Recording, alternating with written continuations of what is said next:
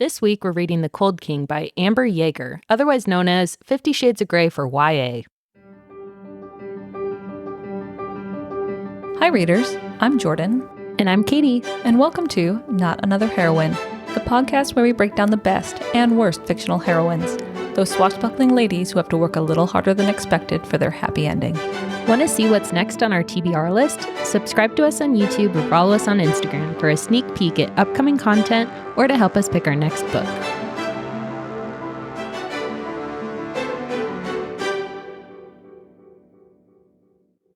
I take full responsibility for this book.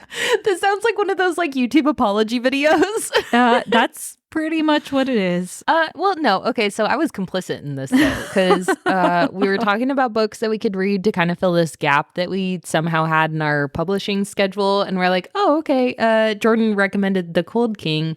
And I was like, this sounds super familiar. And I had read The Fire King? Yeah, by Amber Jaeger, the same author. And I gave it 4 stars. So yeah, well, and I remember loving The Cold King and the general story. I even liked the synopsis of it. Yeah. I read it 9 years ago. Yeah. Maybe less. Because I think I read The Fire King probably 2013. Yeah, it's been a while, but I liked it. Yeah. And let's just say that we didn't have the same takeaway. Yeah, this aged into vinegar. Yeah, there is no wine involved in this, except is. the one that Jordan drank to write this draft. Yeah, I had to. I had to drink some wine to finish the book in the first place, and then write some notes about it, because my God, so many problems. We'll restrain ourselves from talking about too many notes in the beginning. I know we've done that in the last few books we've reviewed, but we'll go through the synopsis first after we kind of talk about some alternative books that you should read instead. Yeah. We'll keep our notes for the end too, so you have a reference point, so you can be equally as mad as we are about everything that we're going to talk about. God, yes. Well, again, so we're trying to do similar books for our full-length episodes. So if you like Beauty and the Beast retellings, if you like fairy tale retellings in general, something you should read 100%, even if you don't like Beauty and the Beast, read Beauty by McKinley. It is firmly YA.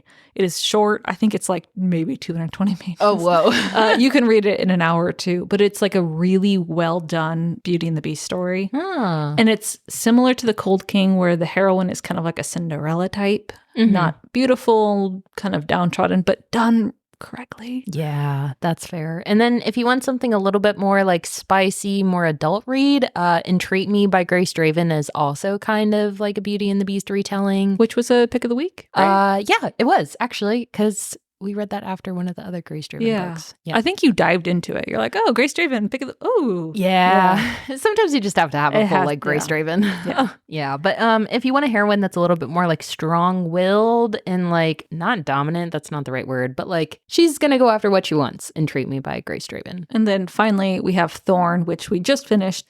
Another great fairy tale retelling with a similar type of heroine, but again, done just better. Yeah. So read any of those 3. Read all 3. Don't read this. Don't read this book. If we can do anything for you readers, just listen to us and don't read this book. Yep. Yeah, but I think it's kind of important that we still wanted to talk about this book, because I think there's a lot of, maybe not problematic things in the plot of this, but things that need to be discussed, because they do pop up occasionally in other books that are maybe more well received. And it's there's discussion that needs to be had. The problematic themes in this book are very overt. There's no hiding them. There's no disguising them with a great plot or great other characters. They're just problems. Yep. So we'll get into it. But basically, this is readable garbage, is what I wrote. This is what I wrote in my script last night. And it's Cinderella meets Beauty and the Beast meets 50 Shades of Grey. Oh my God. But for YA? So I was reading this and I was probably the 65% mark, and I was chugging my way through it. I'm like, okay, I'm going to do it. This is fine. It's not great, but I'm just going to get through it. And then I see this text from Jordan where she literally says, this is 50 Shades of Grey, but for YA. And I couldn't read the last of it. I was like, it's all I saw. And it was just everything, every interaction. I was like, this is a very not well. Oh my God. So if you even try to read it, you're not going to be able to read it now because No. you're going to have that in your brain your whole time. Like, And it has everything to do with the way the heroine is designed, basically, Yeah. because there's no sex in this book. It is pretty clean, yeah. but it establishes like a dom sub relationship, Yeah. which I'm fully support anyone who's into that. Like, Yeah. that's not, what am I trying to say here? Like, that's fine. Like, Yeah.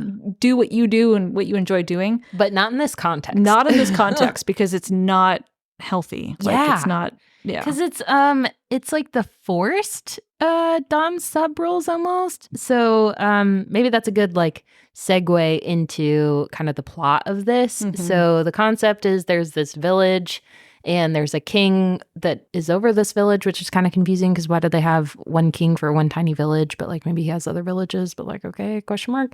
Yeah. That was never clarified. Yeah, it's a weird setting. Like, oh, here's a village, here's a king, and that's it. Yeah. And so he is called the Cold King because he's an asshole and he's immortal. And he occasionally asks for like a couple servants from the main village. And you either, like self-select and you're like, okay, I'll go do it because I hate my life. Or the like town like picks you. Yeah, you are chosen. And it's a life sentence. Like, Yeah. when you are chosen or you volunteer to go work for the Cold King, it's for the rest of your life. Ugh. And that's kind of how it starts is Kalia is like in like a busy market or something. And she sees this super old lady who is one of the Cold King's servants.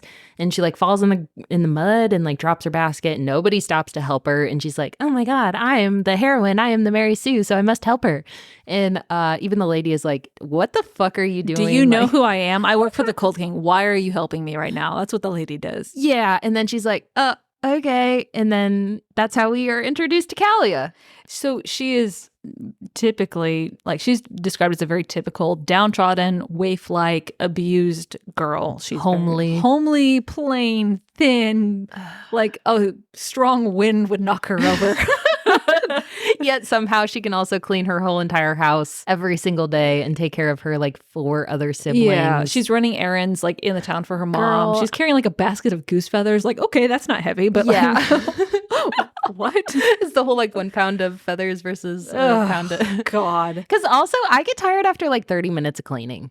Yeah. So I have questions. Because if she also doesn't eat well, like how is she cleaning every single day all the time? I don't know.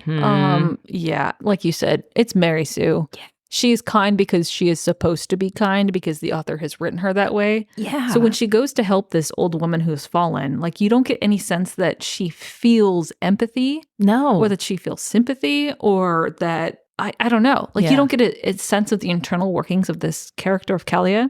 She's just going through the motions of being a good person. Yeah. And I think she even remarks on it too. She's like, oh, nobody is helping that lady. I guess I do. Yeah.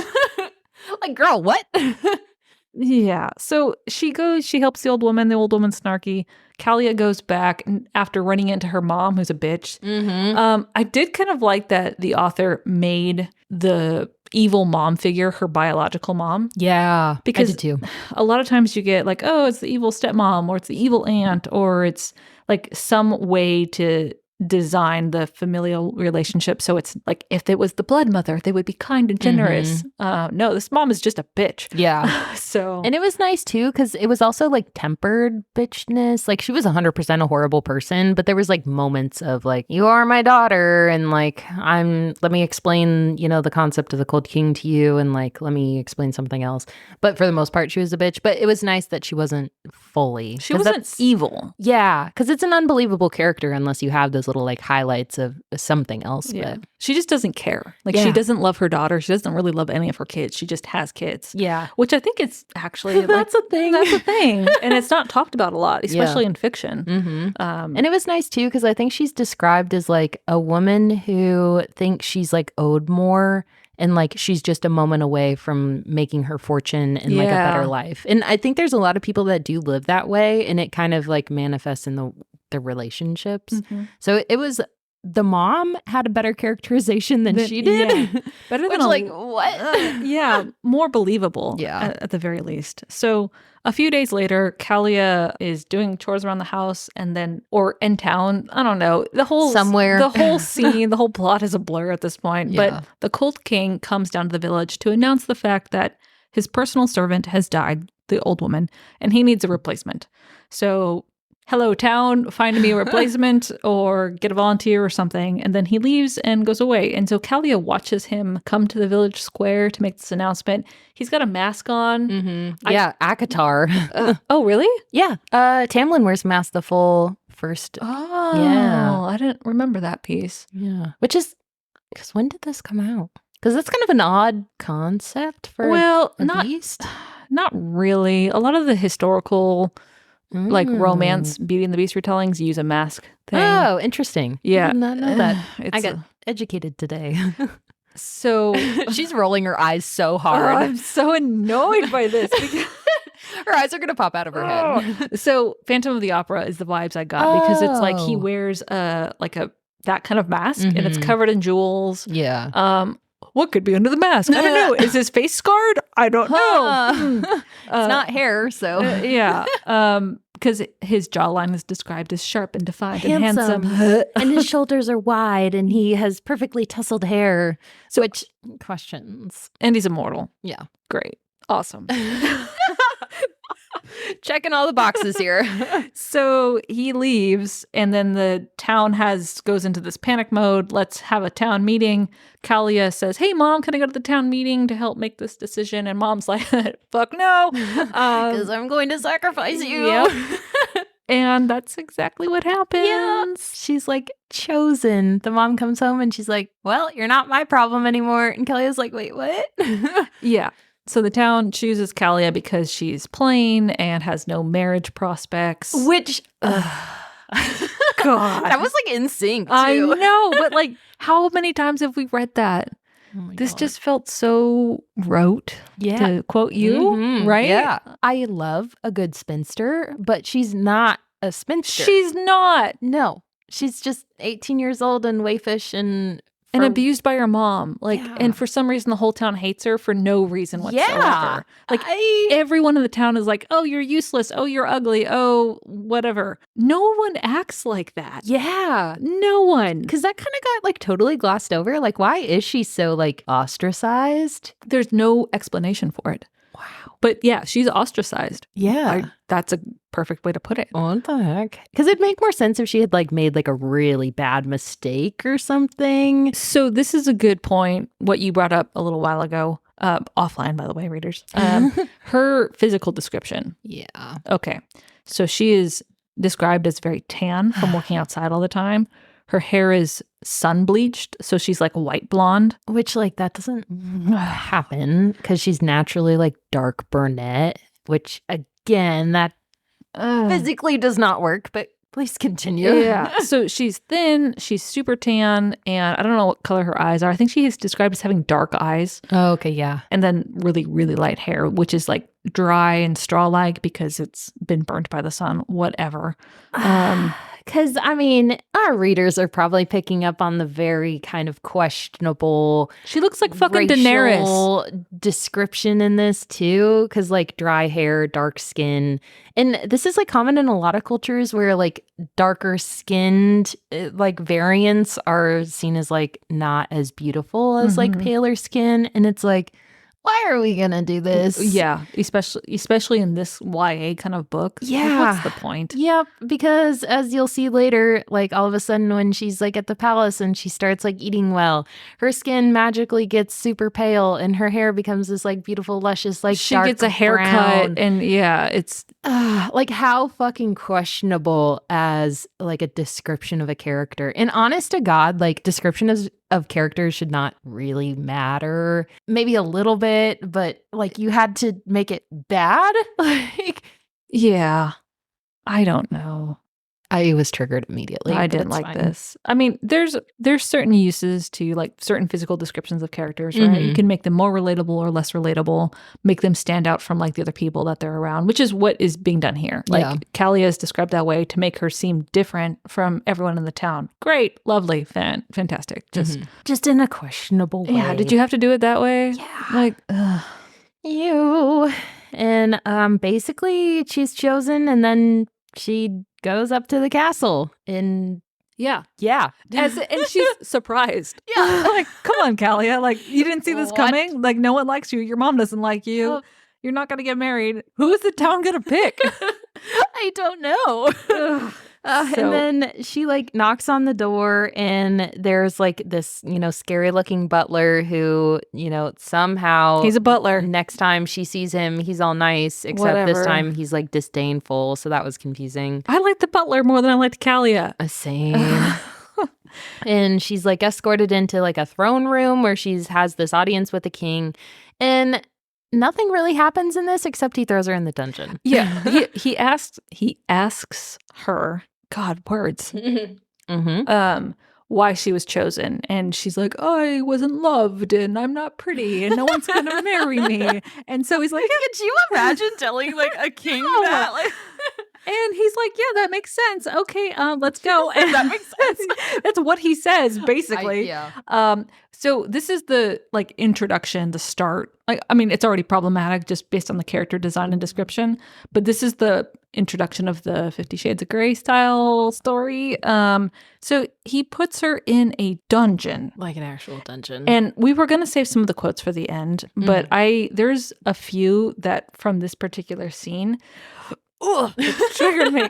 She's making like claw hands. So I'm pretty sure this is one of the quotes when he's like, why are you like, she asks is a super hard word for me to say. I don't know what is going on today.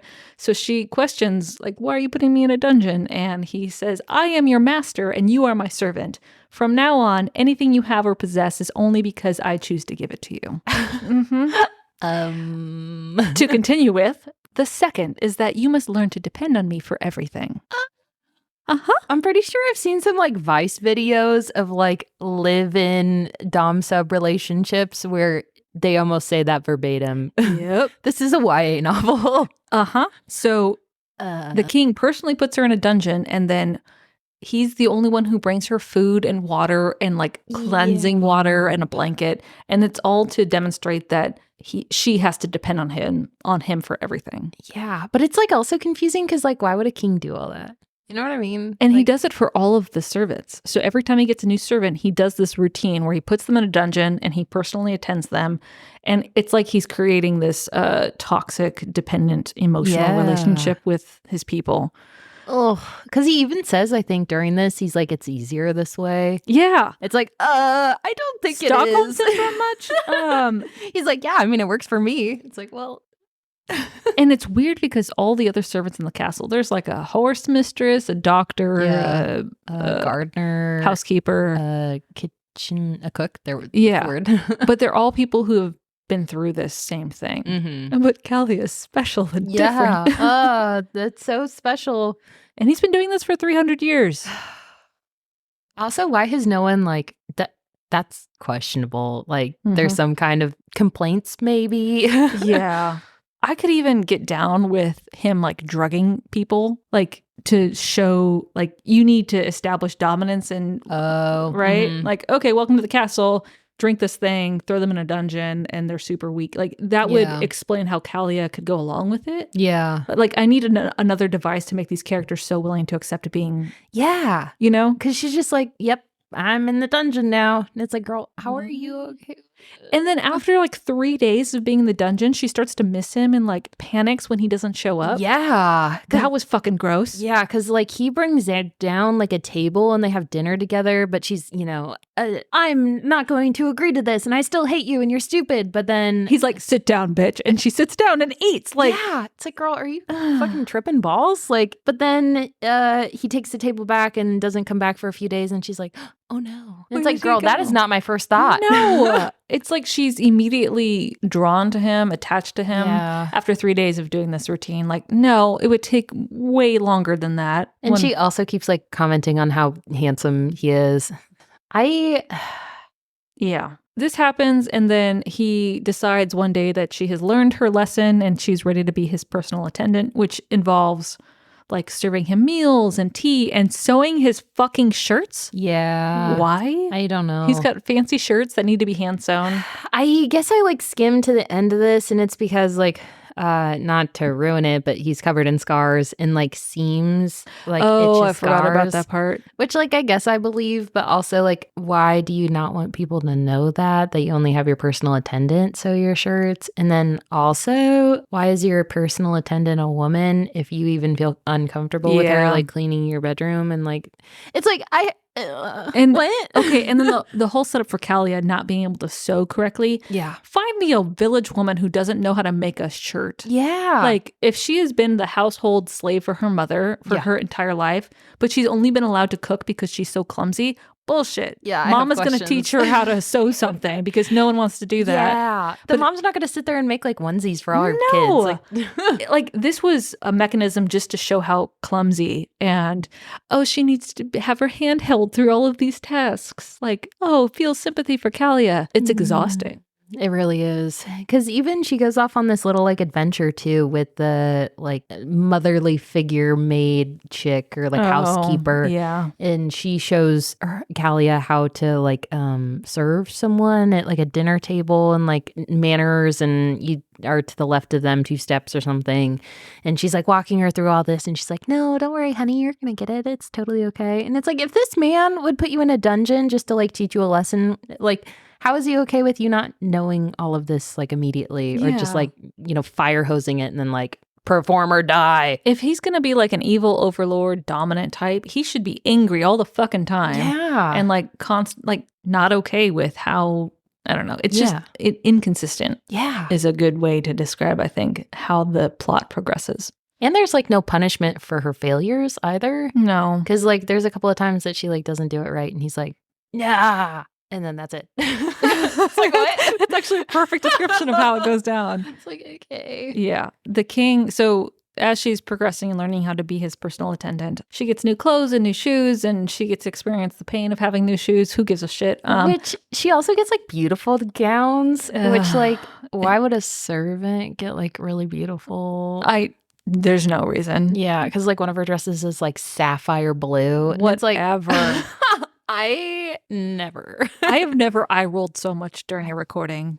Maybe the Anyways. fourth wing. I don't know. That's But true. at least we finished this one. Yeah. The king. So one day the king catches like a village idiot stealing a rose from his garden. Oh, Beauty and the Beast! Yay! And the dude is stealing the rose because it's a cultural tradition, which I thought was a nice touch. It was interesting. Yeah. That was a good idea. Good job, author. Here's your little bone. And the king gets mad because it's his personal rose. He sentences the idiot to something like really drastic, and Kalia, I think it's like 10 years in prison or something. yeah, dumb. Because roses don't grow anywhere else and he has to tend them himself. And it's such a, like, bro, are you? Really, yeah. Yes. So, but Kalia argues and tries to defend the guy, and the king is like, "Oh, you're so smart and sympathetic to people. Thank you for that piece of wisdom." That's basically exactly what he says too. Yeah, but he like praises her for being willing to disagree with him. Shocking. Yeah. Except the next time that it happens, he like throws her in a dungeon and she almost dies or something. Meanwhile, he teaches her how to read. Oh, I forgot about this. So this is like some for real ACOTAR. Now I want to know when this came out. Yeah, so he teaches her how to read. Great. Another Beauty and the Beast like shout out incorporating books. 2013. Was that before or after ACOTAR? I don't know. 20. 2015. Oh. But again, like this is not a unique plot. No. ACOTAR isn't a unique plot. Yeah. It's just weird how many like parallels. Mm-hmm. So a few more weeks go by. Kalia is getting better. Unspecified That's passing of time. fine. A random king and his 2 daughters show up for like a court visit feast Yeah. thing. And she immediately starts to feel like jealous. And it's like, girl, don't. What? So the king who shows up to visit this cold king wants to marry off the younger of his 2 daughters, but for some reason he brings both of them, but the older one is married. Yeah. Like, what is she doing? I don't know. She's just there. She's there. She's there as a device because she has to show up again later. Yep. Kalia has another makeover session, and the king is appropriately like stupefied Yeah. because this is the hair moment, I think. Yeah. Oh, it is. Because her hair gets cut and then it's shown that, oh, it's got body and volume and a different color. Surprise. Yeah. Because I also don't love, because one of your notes was you don't like the descriptions and characterizations of other women in this book. And I feel like this is a good like point to talk about that, because Justine, the younger one, is described in the most like harrowing terms. Like her, so she's wearing a dress and like a corset that created a flabby shelf. Like, what? What does that even mean? I know, but like there's no redeeming qualities for this visiting princess, Justine. And it's just a point to show the contrast between Justine and Kalia. Yeah, it's just like slut shaming too, because Kalia literally is like, she's a floozy, and she says that too twice. Yeah. And it's like, what is your justification for that? She's a fucking princess. What else is she gonna do besides marry another king? Yeah, and also like, does it matter? And like, how do you don't know what she does? No. Her father has instructed her that she is going to marry the Cold King, who's this immortal, terrifying mask. Yeah. Wearing monster. She's trying to make the most of her situation. Yeah. And yet Callie is going to be here. Yeah, she's a floozy because she wears a short dress. Like, you're slut shaming. Yeah. But to someone that probably is still a virgin because she's a princess. So like, the math ain't mathin'. Well, and then also the way Justine interacts, or her little thing with the king. So basically she accuses the king of sleeping with Kalia, with his personal servant, because he's got a personal servant. And it's just this snarky, disgusting comment to show how like Kalia and Justine are two opposite types of women. And another overt dig at Kalia by an external person that the king has to defend her against. Yep. Yeah. I am so tired of girl on girl violence, except if it's like cool violence, like sword fight, and then they become friends or something. But like girl on girl violence driven because there's a man involved. Yeah. Or because or because they're competing with each other over like physical beauty or stuff. Do you know that like filmmaking rule? I feel like we've talked about it before, where it's like a certain measurement of how many times two female actresses are on screen having a conversation that doesn't involve a male character. Oh, yeah, we have talked about that before. I feel like this book is a good representation of how badly that can go. Because I don't think she has a conversation with anyone that's not about him. Yeah, it's always about him. Yeah. Even with her mother. Yeah. All the conversations with her mother are about the king. All the conversations with the housekeeper are about the king. Like, she never has a conversation just about herself. This is so embarrassing. I'm like, what? How are you a book with a female protagonist and you can't pass the... This is definitely not a heroine. No. Ugh. We're not even all the way through. No, we're like halfway. Well, this visit happens with the princesses. The king rejects the marriage offer. And because Kalia performed so well as his personal attendant, he decides to reward her with like a 2-day vacation to go visit her family. Which doesn't make sense, because if she was chosen and like volunteered by her family, like she told you that and you're like, you want to go home. Yeah. Like, no, she doesn't. And Callie is inconsistent too. Yeah. She's like, she could have said at the very beginning, I don't want to go home. And it's this weird back and forth where she doesn't know what she wants. Yeah. Also, there's another quote from this section during the visit with the two princesses and the king. The Cold King refers to Kalia as his, quote, luscious servant to distract his enemies. I just took a sip of Gatorade. I was about to spray it everywhere.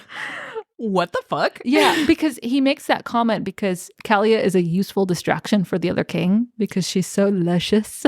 Which, what?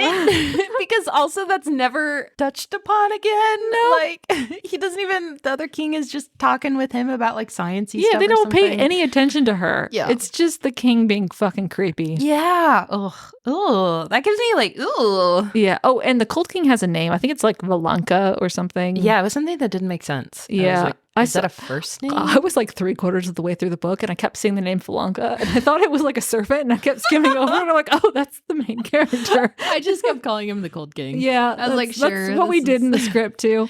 Yeah. Yeah. So what kind of name is that? I don't know. Because it's literally like Valanka. Girl, I'm not even going to try. Know. Anyways. So he sends her home. She goes reluctantly to stay with her mom. Her mom's like, oh, you did so well. Look at you. You're pretty again. And then the king also sent some gifts for Callie to bring back. Her mom takes her around the town to like show her off. Yeah. And yeah. That's it. That's it. Callie has a really bad time. And oh my God, this next scene fucking triggered me. So her 2 days of vacation end. She goes back to the castle. She sees the king for the first time in 2 days and runs to him and gives him a hug and says, please don't ever send me away again. That was so gross. And then weird. he like embraces her and like whispers in her ear, I'll never let you go again. God. If you want like these romantic types of reunions and lines, read any other book besides this one. Go to the romance section in your local library and pull out any book. Yeah, I feel kind of like sick. Oh, it's just cringy. But also, like when she was back home, she had like some questionable interaction with those like two creepy dudes. Yeah, the two creepy dudes who are like super handsome and everybody thinks they're angels, but they like sexually assault women. Yeah, and like she gets sexually assaulted light. Yeah, like they are like manhandling her, but then I don't know how she escapes, but she escapes her somehow. Ugh. So, what was the point of that? None. There's none. Just to show that the town still hates her, she's abused, and she needs to seek refuge at the castle with the king. Yeah. So things proceed at the castle as normal. They grow closer, kind of, I guess. I don't feel. Are you going to skip past the line where you say "gag me"? I'm sorry, that caught me off guard so bad. Okay, so it was in reference to the like hug scene, but I just like my eyes like zero in on it. I was like, gag me. So again, readers, I wrote our script notes with a bottle of wine in me, all by myself, and I was so disgusted by the scene where like they reunite. I just typed "gag me." That's fair. Fitting for a 50 Shades of Grey style story. Gotta get in those sly one-liners. That is one of my favorite things about Jordan is she just has these fucking savage, like quietly delivered, like, thanks, girl. Katie. I appreciate it. It's fine. I'm just over here like killing me. Okay, moving on. Things at the castle continue, and then one of the two princesses, the older one that visited originally, comes back by herself to say, hey, Cold King, I need a place to stay because I'm pregnant with a girl. My abusive husband wants to kill me and my daughter when she's born because he only wants a son. In return, I'll give you some intel about my dad, and yeah, how about it? Yeah, and it's kind of triggering, so he immediately is like, I'm gonna throw you in the dungeon. A pregnant woman. Yeah. And it's kind of wild because, like, okay, I kind of get where you're coming from. Except had they not, like, 3 pages before this, had some kind of, like, emotional bonding moment between the king and Kalia. And he tells her about how his sister got married off to some, like, horrible king and got pregnant. And then she was, like, murdered or something. Like, you gonna do this to another pregnant woman married to an evil king? Okay, that's fine. I have questions. And here Kalia gets to be brave and stand up for other people, and she says, no, you can't put a pregnant woman in the dungeon. And the Cold King gets fucking furious because she's objecting in front of the visitor. So he hauls her away and throws Callie in the dungeon instead. And he's so mad that he just tosses her in there and forgets about her for like, I don't know, a full day. Yeah, it's like 2 days maybe or something, but it's like in the middle of winter. Yeah. Obviously he goes back in to check on her because he's like, oh fuck, my servant's in the freezer right now. And she's almost dead. Hypothermia. Wow. Like, no blanket, no food, no nothing. And he's even like, oh my God, I forgot to give her basic necessities. And now she's like dead. What? Oh my heart. I feel love for my servant that I abused terribly. I'm such a bad man. It was the weirdest, like, fucking odd. He like scoops her up in his arms and like carries her, shouting for the doctor the entire time. Like, this is the hero that you designed? Yeah. What the fuck is wrong with you? Yeah. Do we want to talk about it now or later? How literally everything bad that happens to Kalia, which is a lot of fucked up things, are just lessons for the main hero. We should talk about it after the really horrible one at the end. Let's save it for that piece. But just keep that in mind because that comes in the future. But don't worry, we are close to the end. We're almost there. And then we will... We're gonna what now? Oh, that's true. I needed a word there instead of a noise. That could have been a very suggestive I know. Because there are sometimes that I'm listening to this podcast and I just like zero in on the weird like noises I make. And there are some that like they belong in one of those like smutty audiobook things because like girl. Yeah. Questionable. So I'm sorry if I'm making like pornographic noises while you're just trying to listen to your book podcast. You're on the way to work. You just literally. There have been so many times when I'm like, I am so sorry. It's like 7:00 in the morning. You're like, I'm not ready for this. No. Let's wait for next week. Yeah. Oh God. Yeah. So the king rescues Kalia. She recovers slowly. And this is the part in the story where she gets to be like, I don't know, the resistant, like distant one. And the king has to beg her for forgiveness. It's dumb. And it feels really forced. Yeah. And she resolves that she's going to leave the castle. And like he's appropriately remorseful and says, whatever you need, my sweet love. I can't believe I did this to you. But yet I've been doing the same thing for 300 years. What? Yeah. Doesn't he... Okay, so she does recover. She goes away, comes back, right? I think so. Because there's so many times that she like leaves and comes back that I get confused. Yeah. I think she might leave, but then she comes back, and then another time she decides to leave, or he forces her away. I think the last time he still feels regretful about how he's treated her, and he finally resolves to like give her a better life and like release her from service. Oh yeah. And it's at this point in the story where she's like, oh, but I love you, don't make me go away. Yeah. And like I love, if I liked any scene, it was his response to her saying that she loved him, because he just laughs. And he laughs and says, no, honey, you don't love me. I'm 300 years old and you are a child. Yeah.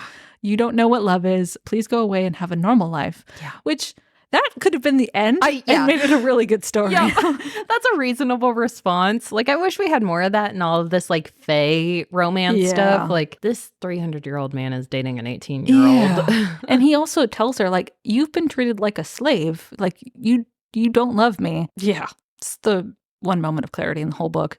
Yeah. But Callie, okay, so please talk about this, because her response to this is probably one of the most problematic elements in the whole book. Yep. So she basically dresses up in her like fanciest, like most, what's the word? Not slutty, but the like Victorian version of slutty. Not sensual.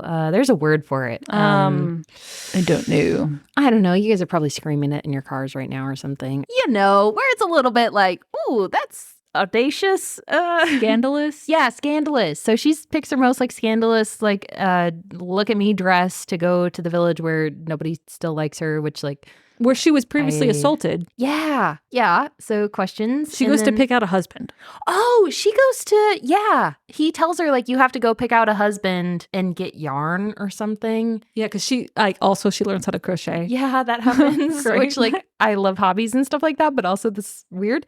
And so she, like, spends the whole day and she's like, this is annoying. Like, I love him and this is stupid. And then she goes into a store to get like yarn or cinnamon or something. No, it's both, I think. Yeah. She needs cinnamon, but she doesn't know how much she needs. Yeah. And then we get this really, really horrible, the two guys who are like sweethearts that the town loves, but are horrible demons, snag her and she tries to run away and they snag her again. And then they like haul her off by her arms and legs behind the counter. And then they like hog tie her and then she escapes, but then they like find her again. And then she knocks out. And then I don't even know what happens after that. So I think if this were for like adult readers, this would have been a rape scene. Yeah. And it basically, there's no way she could have gotten away. Mm-mm. Like not by the way this was set up. Yeah. So that's kind of how I read it. Like that's what happens. Mm-hmm. Like you said, she does get away and she manages to crawl back to the castle. And she's like barely functioning because she's beaten and bruised. And they're like chasing her too. So she has to hide in the bushes and she's all scraped up. And then she kind of like goes to one of the cliffs that's like a little bit like crumbled or something. And she yeets herself across it. But she's in a garden and she's like, okay, it's nighttime. This is perfect because the king goes out to the garden once every day at 10 o'clock, does something, who knows. But this is the garden I'm not supposed to be in, but it's fine because I'm being like chased by these literal like felons.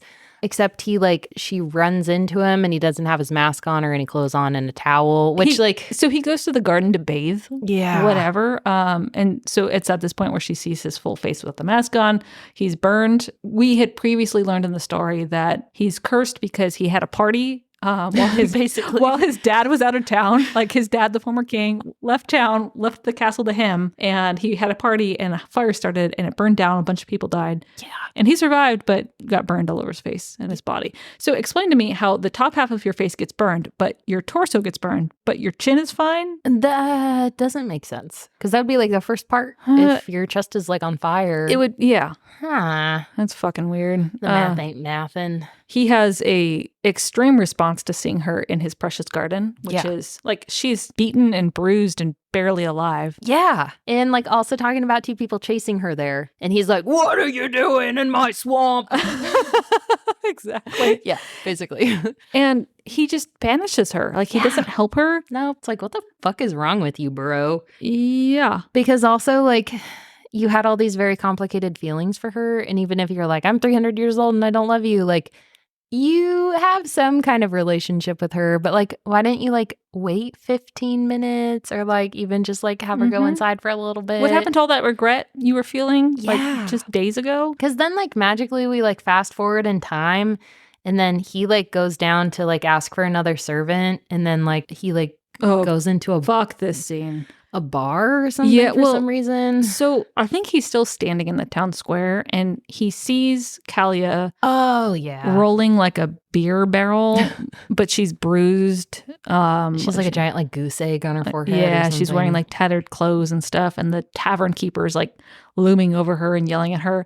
And this is where we get that super shitty line where the king like sees Kalia, runs up to her, and gets to say, who did this to you?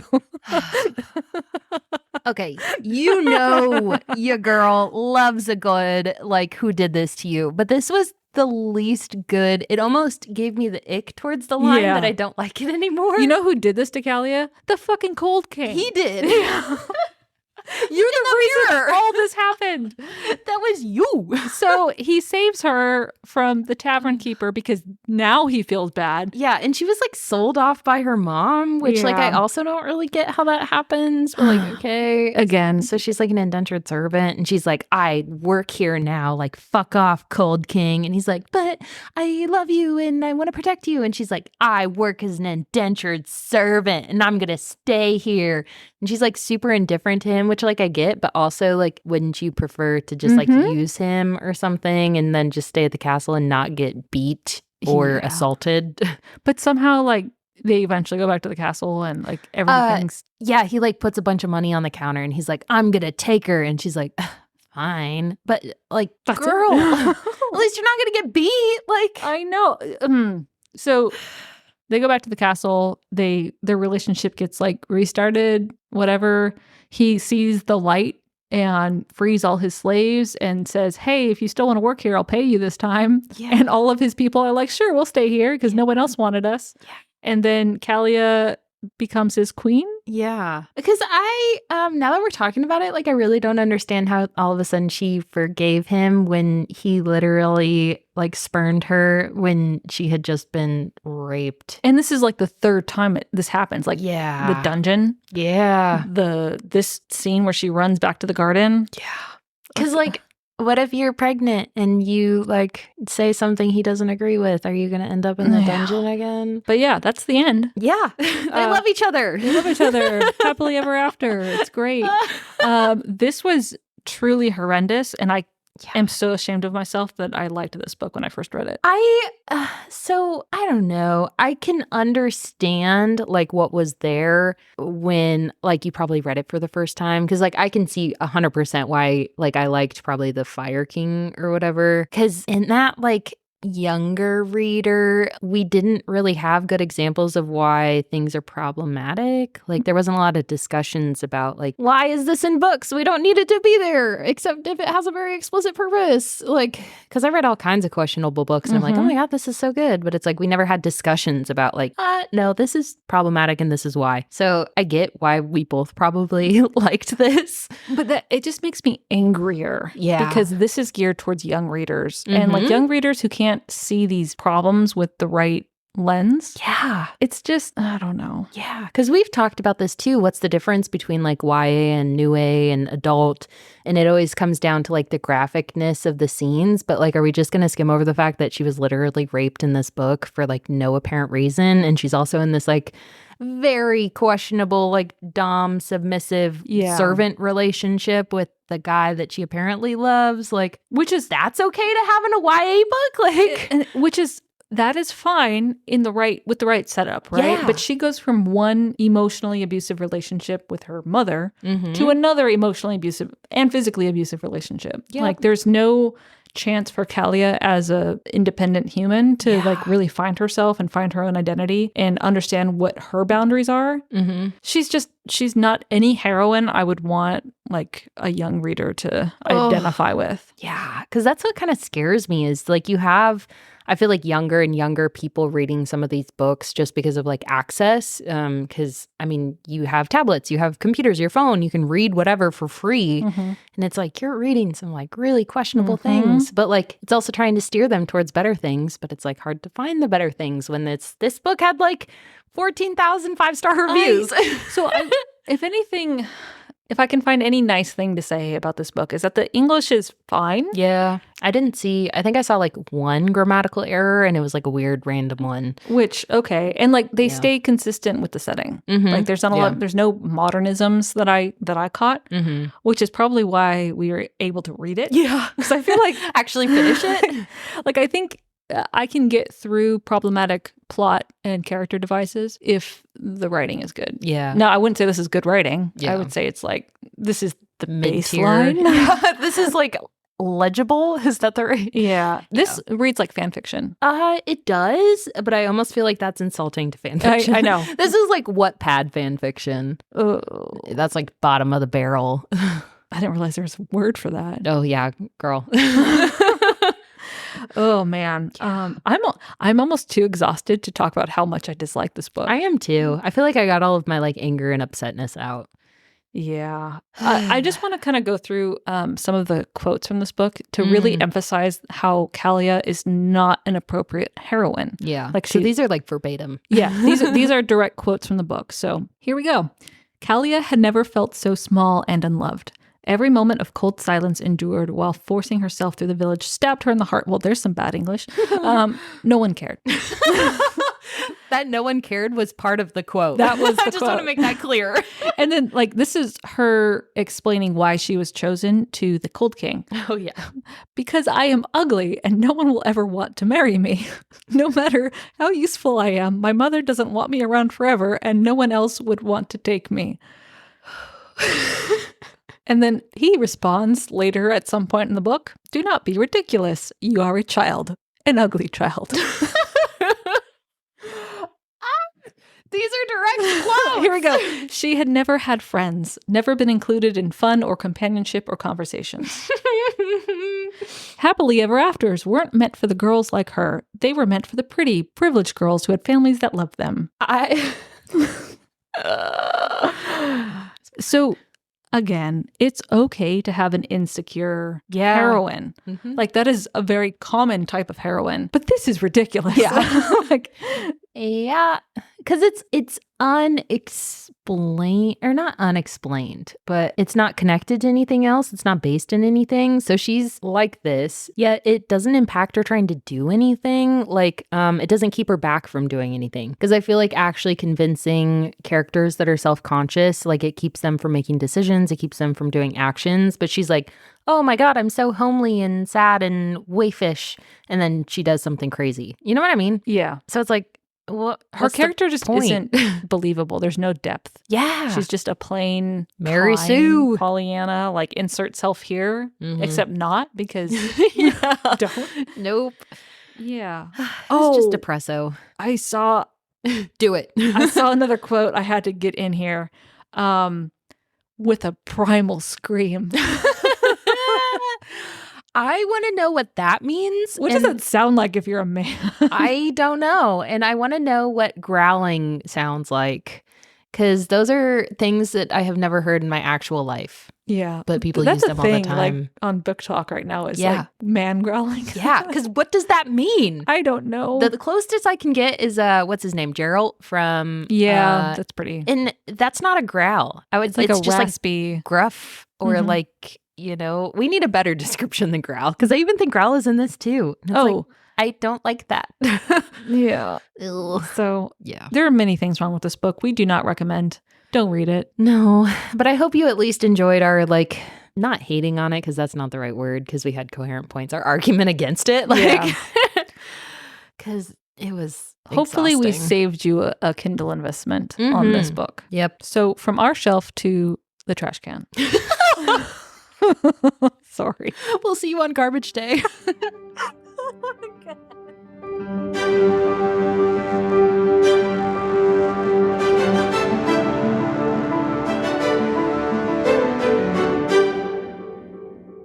Hi, readers. If you'd like to help us pick our next book, send us a message on Instagram. Or if you'd like to just listen, we post new episodes every Monday and Wednesday on Spotify, Apple, and Amazon. Thanks for listening. Bussin'.